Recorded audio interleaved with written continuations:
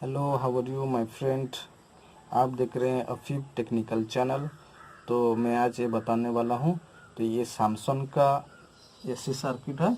तो इसमें प्रॉब्लम क्या है, तो इस बोर्ड पे प्रॉब्लम नहीं है। जो एक रिपेयरिंग करने आया था मेरे शॉप पे, तो उसमें प्रॉब्लम था। 2 बोर्ड आज आया था।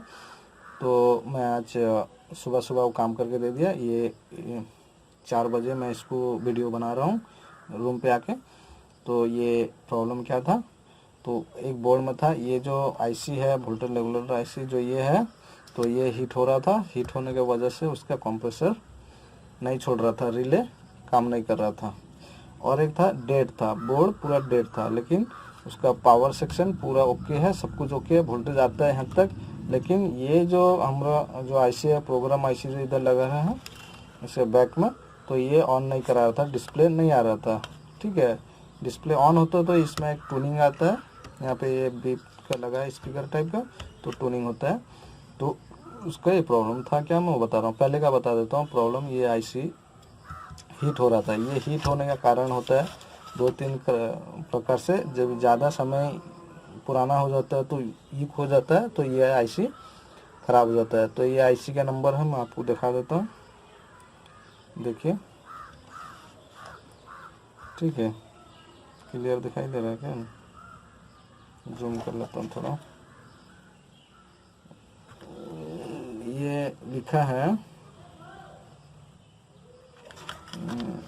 देखिए,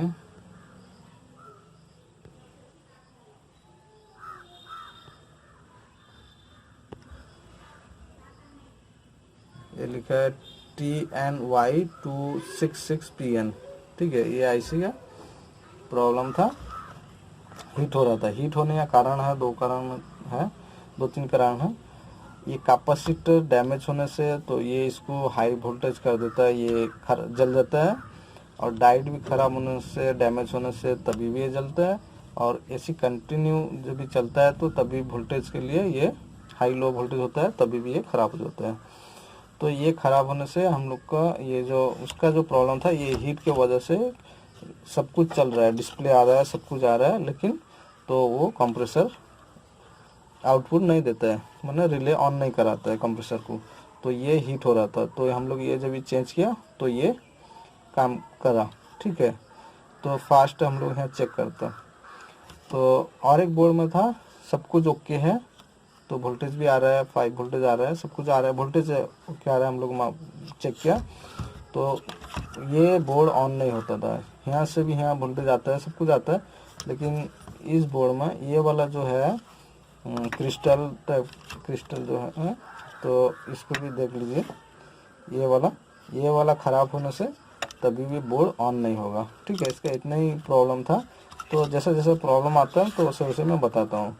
आपका जब ये ट्रैक का भी फाइंड करता है, आपके पास जैसा बोर्ड नहीं है, तो वो बोर्ड का वजह से भी आप लोग जल जाता है, एक बोर्ड जल जाता है, तो वो ट्रैक फाइंड करने के लिए भी आप ये देख सकते हैं। ठीक है, तो मैं आपको जूम करके भी दिखा देता हूँ।